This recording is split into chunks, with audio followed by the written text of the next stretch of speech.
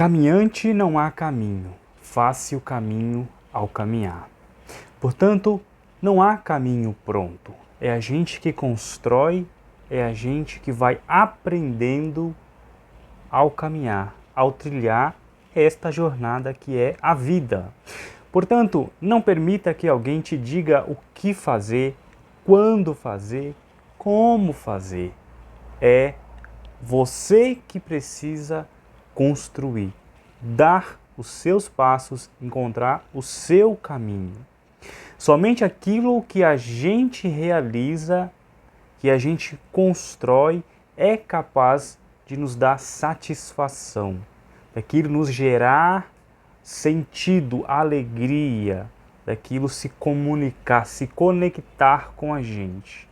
O outro, as outras pessoas podem nos inspirar, mas não servem de modelo para nós e nem devem ditar o nosso comportamento. A satisfação, a alegria, a felicidade atrelada às nossas conquistas, aos nossos atos, é o que dá sentido para a nossa existência, é aquilo que se conecta com a gente, até porque somos únicos.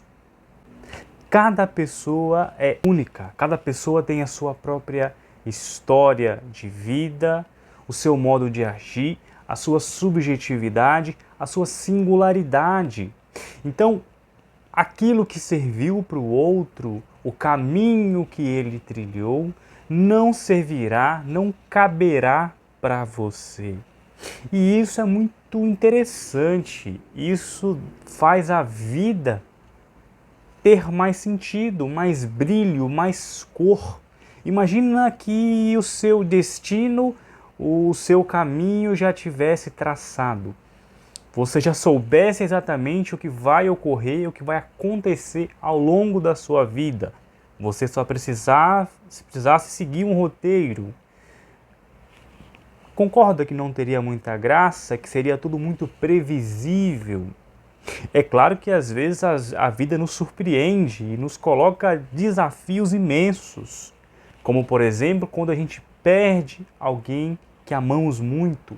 E isso é doloroso, é difícil de ser enfrentado, é difícil de ser superado, elaborado. Mas na grande maioria das vezes é bom que a gente não saiba o que irá nos acontecer, é bom que a gente tenha essa possibilidade da construção. E por que eu digo isso?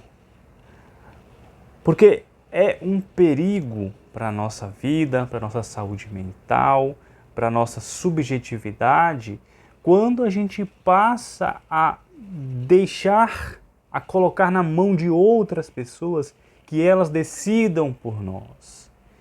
Então a gente passa a idolatrar esse outro, a criar uma idolatria, que é quando eu deposito nesse outro toda a minha expectativa de vida, quando eu projeto, quando eu idealizo esse outro como aquele que tem o caminho, como aquele que tem as verdades que eu preciso seguir, aquilo que eu devo ser, quando esse outro se torna um modelo, um guru, um semideus, e aí eu me anulo, e aí eu vou me perdendo, eu vou deixando de exercer a minha singularidade, que é o que eu tenho de mais precioso. Você pode ter muito dinheiro, você pode ter bens dos mais valiosos, mas algo que te difere de outras pessoas é a sua singularidade, é o seu modo de agir sobre o mundo, é o seu modo de ser, é a sua digital, é aquilo que ninguém é igual, aquilo que ninguém é parecido. E muito me assusta, incomoda quando as pessoas passam a seguir esses gurus, passam a idolatrar esse outro, e aí depositam nele toda a sua expectativa, toda a sua alegria de viver. E aí abrem mão da própria autonomia, abrem mão daquilo que nós temos de mais singular, de mais precioso, que é a nossa capacidade de agir, que é a nossa diferença, né? Ser diferente é algo muito interessante. Cada um tem a sua criatividade, a sua marca no mundo, o seu modo de ser, o seu modo de agir. E o que falta para muitas pessoas é desenvolver isto.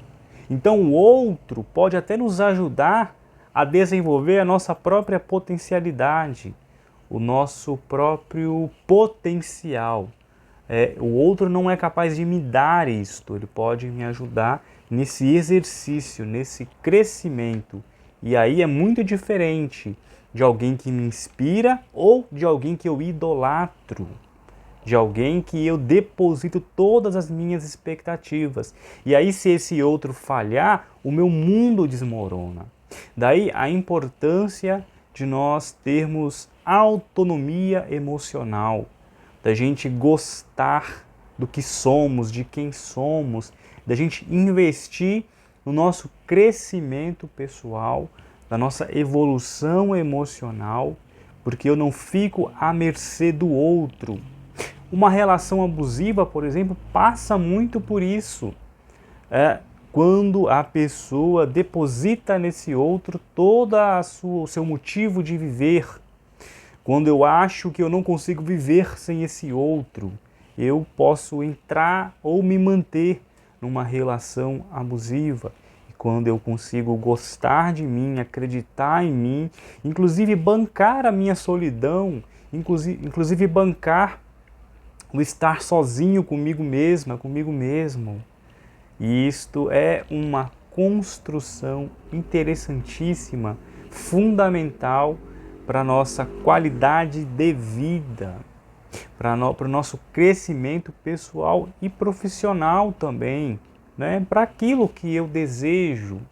Muitas pessoas não conhecem, não sabem qual é o próprio desejo, do que elas gostam, o que de fato as fazem felizes.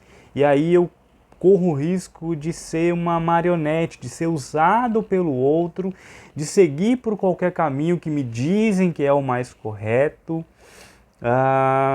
Eu caio no risco de escolher uma profissão que me disseram que é melhor.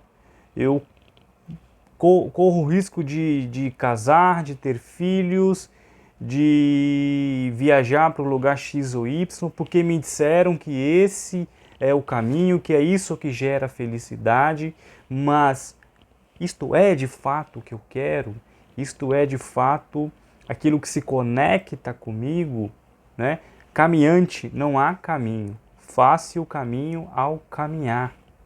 A gente não deve abrir mão dessa autonomia, né? Eu posso seguir alguém nas redes sociais, eu posso aprender com o filósofo, com o psicólogo, seja lá quem for, eu posso aprender com o monge, o padre, o pastor.